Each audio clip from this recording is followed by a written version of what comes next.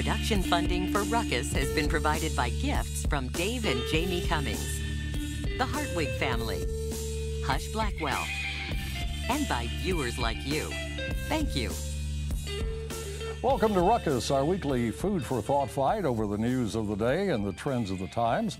I'm Mike Shannon. The Ruckettes join me shortly, and our topics this week: the cost of free speech, the cost of a state-run police department, and a referendum that may cost Kansas City a convention hotel, plus roast and toast.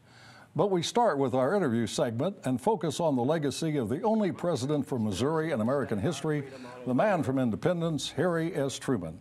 The annual commemoration of his birth, May the 8th, is next week.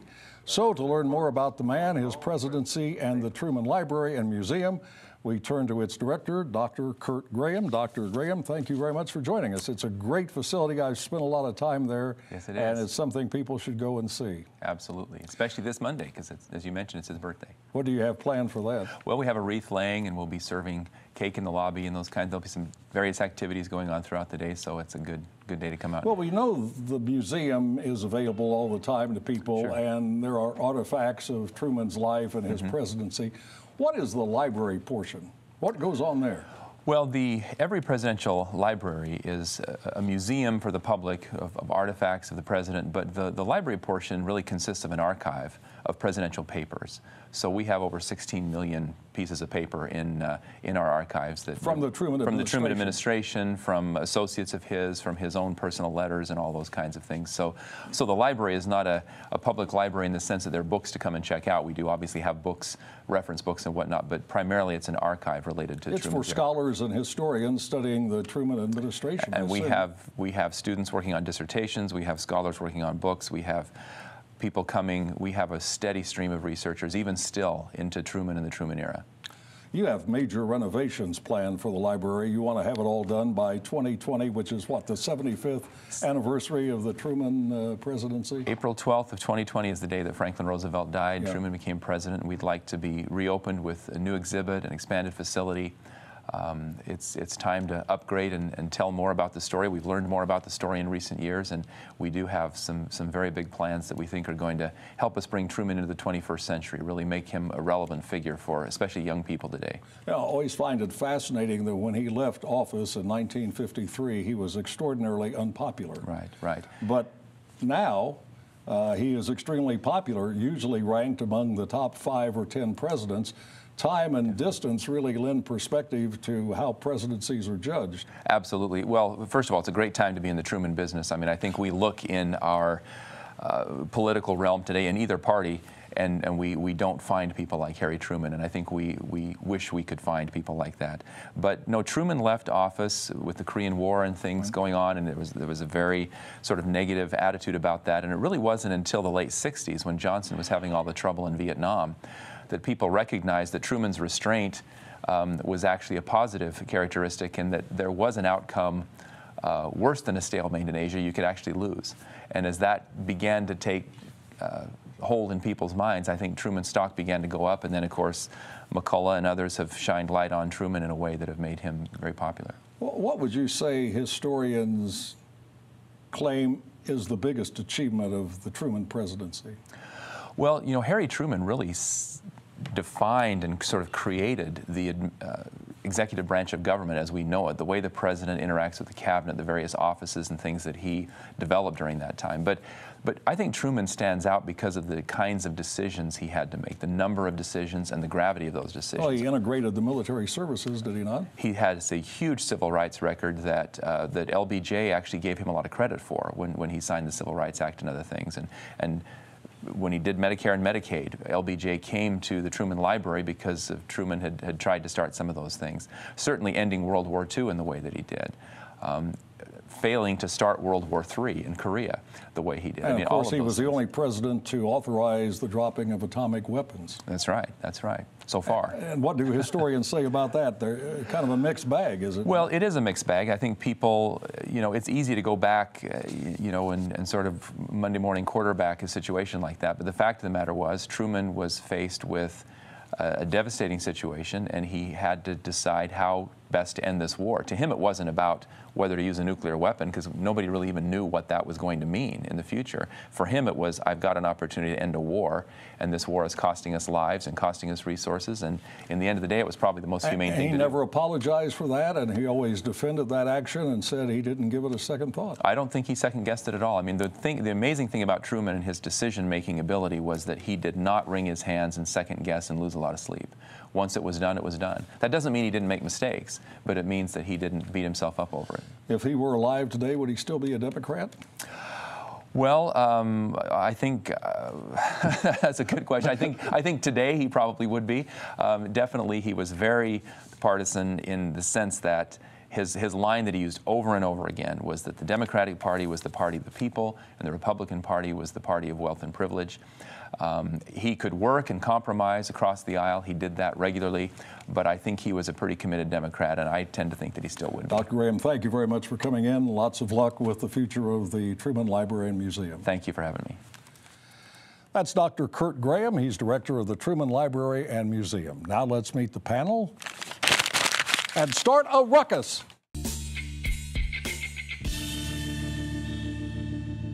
Mike Sanders is the former Jackson County executive, now in legal practice with Humphrey, Farrington, and McLean. Patrick Tuohy is the manager of the Show Me Institute, a libertarian think tank. Mary O'Halloran is a media and communications consultant, and attorney Steve Marakian is with the law firm of Wersch, Hobbs, and Marakian. The right to free speech, celebrated weekly on Ruckus, is enshrined in the Constitution's First Amendment and is a value shared by both liberals and conservatives. But the idea seems threatened at some institutions of learning, and now perhaps at the University of Missouri in Kansas City. Recently, Kansas Secretary of State and former UMKC law professor Chris Kobach spoke, or attempted to, at a student-sponsored event to which he was invited. But on at least 4 separate occasions, civil rights activists interrupted Kobach, shouting protest about his stands on immigration and voter registration. This type of behavior, shutting down people with whom you disagree, causes some to worry about the future of our republic. Is that a legitimate reason for concern? We start with Steve Marakian. Yes, it is. There is simply no question whatsoever but that the First Amendment is the First Amendment for a reason.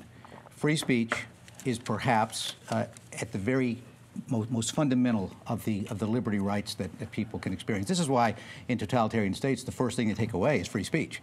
And it's not simply political commentary, it's not political speeches, it's any matter of public importance. And the U.S. Supreme Court has made this clear over and over and over again. This notion that you can't say things that are provocative, you can't say things that are vile, you can't say things that someone might find hateful, that's nonsense. The court has made it very, very clear. The Snyder decision, perhaps the most recent, 8-to-1 vote, and specifically uses the term vile, provocative, hateful speech is protected in a public forum as to public matters. Well, political speech is what is protected primarily, I believe, in the First Amendment. It's even beyond that, though. It's public matters. It doesn't say political matters, though that clearly is protected. Mary, this has happened not only at UMKC, but more frequently at the University of California at Berkeley. And, you know, I can remember those kinds of activities, I think, from the 1960s. Can you remember back then? Is this just a rerun of what we saw in the 60s? Well, it's a rerun on the other side. You know, Berkeley is the home of free speech and the understanding of it among young people who are protesting. It's the death of it, too. We'll see about that. And I understand why the administration may have been a little overprotective of Ann Coulter when she came to the campus, so they don't want to have any lawyers suing them for all kinds of things if violence breaks out. But of course, they have every reason to protect a speaker from any kind of violence. And Louis Brandeis, great Supreme Court justice, said, fear of serious injury alone cannot justify oppression of free speech. But Berkeley didn't protect free speech a few weeks earlier when another conservative speaker was on the campus. In fact, there was violence and the breaking of windows and the tearing down of buildings. It's embarrassing, frankly. And to your point, universities have had 50 years of this, and they still can't figure out how to protect the First Amendment. Mike, do you think Donald Trump and the Trump campaign are responsible for this? Look, this is most of the protests are about Trump. In some theory, but look, I think in reality we've had this type of protest or protesting throughout our nation's history. I want to sort of make a finer point on what Steve said in terms of what's going on around college campuses, or frankly all throughout the United States. The Supreme Court's very clear. You can't regulate the content of someone's speech if it's political in nature, but you can regulate the conduct. And so when we're looking at people doing property damage, assault, being very violative and disruptive in an environment, a very public setting, you can regulate that. Absolutely. People can be arrested for that. And so I think, once again, the answer people want to say, well, the answer to this is more government laws, more regulation. Absolutely not the case. There are enough laws, and I think enough on the books, to regulate this and protect speech. There may be enough laws, but they don't seem to be acted upon. There doesn't seem to be any punishment for these people who wreak havoc on universities. So back to your point, Mike, just because the laws are on the books doesn't mean someone has the political will to enforce them. If the University of Berkeley had decided that they were going to adequately protect, or at UMKC were going to protect and remove those individuals, the laws were on the books to do it. But the political will to do it versus the laws or the regulations are obviously two different issues. I mean, you look at Mizzou as a perfect example. They've had attendance drop. They've suffered dramatically. Talk about Columbia. Yes, forgive me, University of Missouri, Columbia. They've had attendance drop. They've been hit in the pocketbook. And ultimately, sadly, that's what's going to make a change. When universities are actually losing money because they refuse to police students and protect free speech on campus. Well, and part of that is because they mismanaged the protesting speech that was going on at Mizzou, which was entirely legitimate. I mean, the perfect place for this kind of conflict to go on is at universities. Sure. And yet, the more the better, from my perspective. But many students don't seem to want to hear a point of view with which they don't agree, which is one of the key reasons that you attend college, is it not? It's not so much the students as the administrators. You can lay this. It's not administrators out tearing up the building. No, it's not. However, it's the administrators, it's the faculty that lend credence to this notion that only certain people have the right to be heard or should be heard. To put a point on what Mike just said, it's just laughable. A police chief in Berkeley said, well, we can't have Ann Coulter speak because somebody might break the law. That's why you're there, to enforce the law. Final question, Steve. If Kobach runs for governor, and he was the guy who was accosted, if you will, verbally at UMKC, does this help him among Republicans? Absolutely. It helps him not only among Republicans, but independents.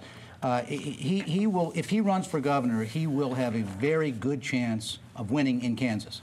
All right, got to move on. A recent news report and a subsequent editorial reveal that overlapping functions at City Hall and in the Kansas City, Missouri Police Department may cost taxpayers as much as $38 million a year. Perhaps the most startling revelation is this. The police department's Human Resources Division has 30 full-time staffers, the same number as the city's. So what?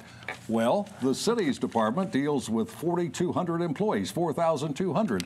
The police department's division, less than half, 2,000. How does this happen? Well, the police department is under state control and answers to the police board appointed by the governor. The battle over whether City Hall or the state should control Kansas City police has continued for decades. But will this news bring any change? We start with Mike Sanders. Well, I certainly hope so. I think in this context, there's never a good excuse for wasting the taxpayers' money, and that's absolutely what's going on. There's no rational reason why you cannot share administrative functions between various branches or departments within the city of Kansas City. But I think from a more policy standpoint, you're seeing a surging homicide rate. It's dramatically and historically increasing right now, but you're seeing a concomitant reduction in the number of officers that are actually on the street. The administrative arm of the police department continues to grow, so there's a real public need. Even if that $38 million figure is wrong by double, let's say half is accurate, that's still over 200 officers that could be put on the street if those administrative functions were saved. I mean, that's life-changing for the citizens of this community, and that's really where we ought to focus. So you think this will not cause any particular change? Let me ask the same question of Mary, because I know you've been interested in this question for years. We've been talking about this for 12 years. Do you think this is going to cause any change? Well, it might, because Sly James and company are good at this sort of thing. They're good at making deals. On the other hand, I mean, there's not a lot of reason for the police department to take the initiative on this. The initiative needs to come from the governor, the mayor, people who can talk to the police commission and say, look, the people of Kansas City are not going to stand for long for millions of dollars being wasted because you simply can't administer your responsibilities better.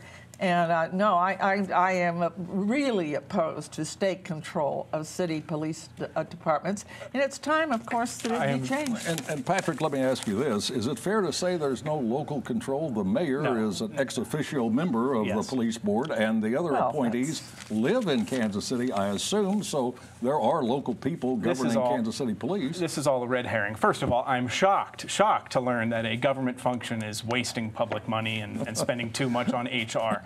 You know, the mayor's own staff has increased 40% since 2011 when he became mayor. So this idea that we're concerned about spending too much money is silly. And you're absolutely right. The mayor not only is an ex officio member, but he controls the budget in Kansas City. And if you want to use leverage against the police, that is absolutely powerful. Steve, what do you think the fear is of local control? The possibility of corruption? I think that's always been what has been touted as the sort of the red flag, is if you have the local people, the mayor in charge, and the city council and so forth, then you're going to have all this corruption.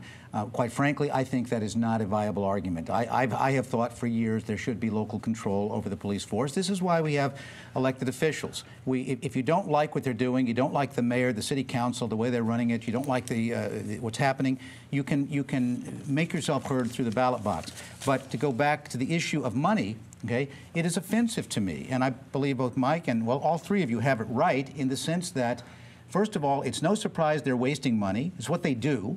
It's no surprise that if you have the possibility of having two different HR departments, you're going to have two HR departments, and it's no surprise that we don't need them. So get them down to one, get local control, make the mayor and his folks responsible for spending the money, and then hold them accountable. Let's hear lawyers talking about what the police ought to do better. I mean, how they ought to improve themselves. Well, sure, they can improve too. I agree. People will change this when there's a political reason to do so.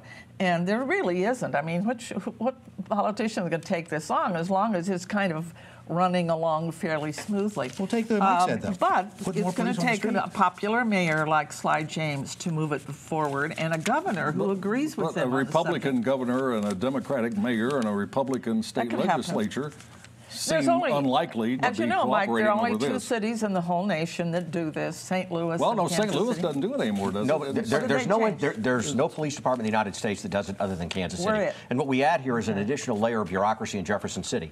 I've been in Jefferson City where I've watched lobbyists paid by the Kansas City Police Department and staff go down to lobby the Missouri legislature. It adds a layer of bureaucracy and, frankly, a lack of accountability. And I get what Patrick's saying. The mayor is an ex officio member, but he's one of 5. At the end of the day, the mayor does not drive that board. It is not what happens. He controls the budget. He absolutely has veto control of the budget. That is very powerful. Well, it may be powerful, but you add a layer of accountability and how that's ultimately spent and how it's done, and there are statutory provisions on the minimum amount of money that has to be spent by the city of Kansas City. You're inserting Jefferson City and representatives out of Potosi, Missouri, to decide what happens with the Kansas City Police budget. It should be accountable. Got to move on. Just a couple of weeks ago, the City Council gave its final blessing to the Downtown Convention Hotel project. That approval apparently paved the way for the 800-room hotel to open by early 2020 and to put Kansas City convention business on the upswing. But the City Council apparently forgot about the Citizens for Responsible Government and that group's hotel reservations. CFRG earlier tried to stop the project and failed. Now CFRG has returned and filed a preliminary petition for a referendum. That is an effort to refer the hotel question to voters. Hotel supporters are furious. Visit KC's president, Ronnie Burt, put it like this: I think it's irresponsible for a small group of people to try to derail so much success in this city. Do you agree with Mr. Burt? Mr. Toohey? No. It is perfectly fine. It is the basis of our democratic process to have activists seek redress through votes and through the petition process. And let me tell you something about Ronnie Burt.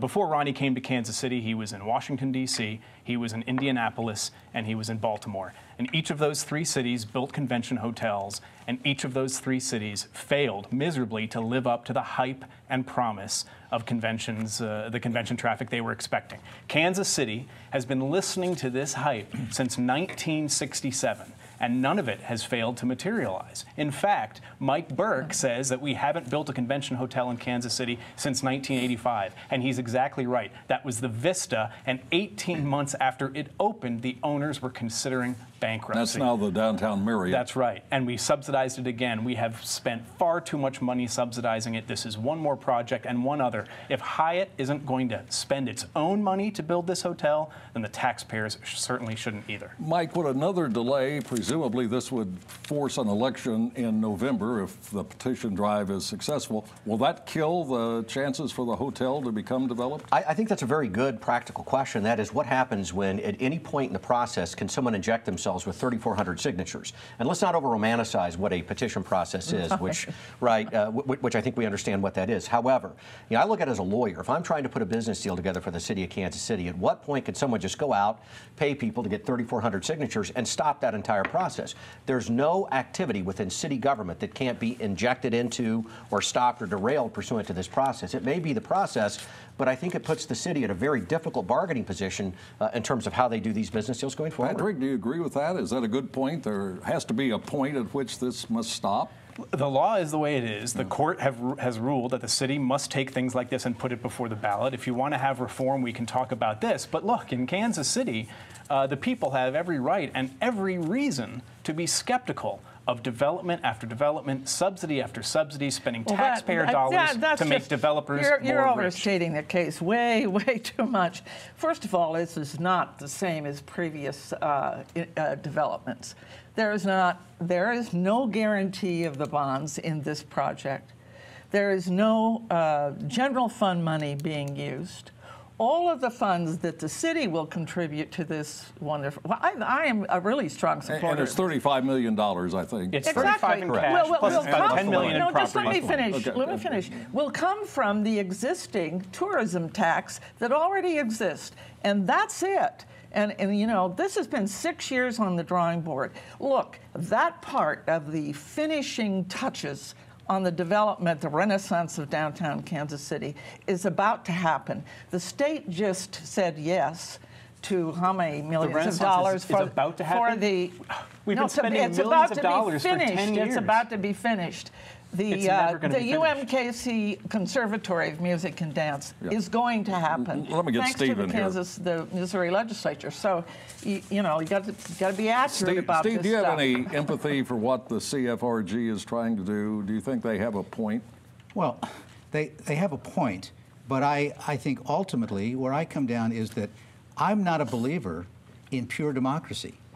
We elect officials, we elect our city councils, we elect our mayors to represent us. At some point in time, you have to say we can't have a petition drive with 3,000 people to derail something like this. If you don't like it, then vote the city council out. I just don't like this idea. We don't do it in our federal government. We don't do it in our state governments. You can't have every bit of legislation challenged in courts or challenged with a petition drive just because you don't want it. I don't know whether the hotel will be good for Kansas City or not. I tend to think it will be. But be that as it may, I understand the concerns by this group, but at this point in time, the council and the mayor wanted to go forward. Steve, let it go forward. And if it fails, the vote them out of office. By the way, it was the mayor. It was the mayor in the last council. This was rushed through. It was embarrassing. It was people who were termed out. The mayor never spent the time getting the political support citywide and for this council. Was 11 Then vote them out next time. Practically, the city has to be able to Okay, conduct business. now we head to the soapbox for Roast and Toast, where the Ruckettes have 30 seconds each to acclaim or defame people and events in the news. We start with Mary. Oh, a great big warm toast for Jimmy Kimmel, who the other night opened his heart to the American people and described the near tragic event in his family of his little newborn baby son requiring emergency heart surgery. And he came on his show and he started to talk about this and tell everybody what he'd been through. And by the way, it has a happy ending. And he ended with the most eloquent, simple, direct, heartfelt appeal to the Congress and the President of the United States, saying no parent should ever have to decide if he can afford to save his child's life. Mike With Sanders. his voice cracking, he said it just shouldn't happen, and I agree with him. Now So does Mike the whole Sanders. country. I want to give a tip of the cap and a toast to outgoing Chief Darryl Forte. I think it's easy to kick a guy on the way out by the mainstream media. However, Darryl Forte, in my experience in the prosecutor's office, was a guy who meant what he said, did what he said he was going to do. He was an honorable man, worked very, very hard at his job, and he'll be missed by many. Mr. Marakian. I'm roasting the thousands of illegal aliens who participated in violent Workers' Day protests, ostensibly to demand higher wages. Let me see if I have this straight. You're here illegally, yet you enjoy the benefits of this country's social, political, legal, and financial freedoms, and you take jobs away from American citizens, which drives wages down for all workers, including yourself. So it's only natural that you'd want to hurt the very people who provide you jobs by blocking traffic, breaking store windows, disrupting their business. That's how you end hearts and minds. Makes me mildly nauseous. And Patrick. I have a toast today for Kansas City Public Television itself, not just for Ruckus and Week in Review, but for the documentary series they've done, Our Divided City, Water Rates and Rivers. It is, when radio stations kind of talk to their own audiences on left and right, it's nice to see a television station talking about policy. All right, and finally, here is a quick toast to my spouse, Joyce, and I guess to myself. Our wedding anniversary is tomorrow, May the 5th. But years ago, we youngsters didn't realize that May the 5th is Cinco de Mayo. And judging from our favorite wedding picture, we apparently thought it was Halloween. It is quite a trick to stay married, but it can turn out, and has turned out, to be a real treat. And that's Ruckus for this week. We're back next Thursday at 7. Now for the Ruckettes and the crew, Mike Shannon saying thanks very much for watching, and good night.